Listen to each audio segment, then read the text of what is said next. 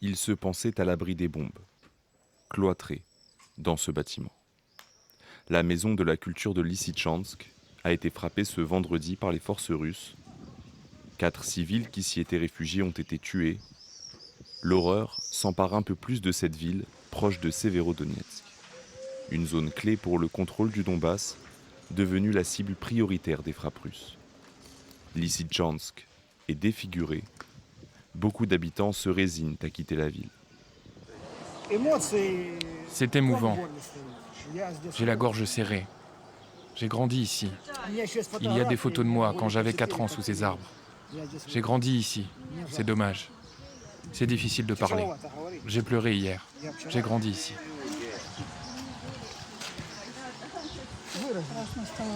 Nous partons parce que c'est devenu effrayant.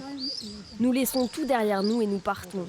Parce que personne ne survivrait à une telle attaque. Dans la capitale, Kiev, les combats qui font rage dans le Donbass occupent tous les esprits. Selon les autorités, entre 100 et 200 soldats ukrainiens sont tués chaque jour au front. Et ce samedi, les habitants de Kiev sont venus rendre un dernier hommage à l'un de leurs héros, Roman Ratchouni. Ce jeune activiste de 24 ans mort au combat était une figure du mouvement Maïdan de 2014.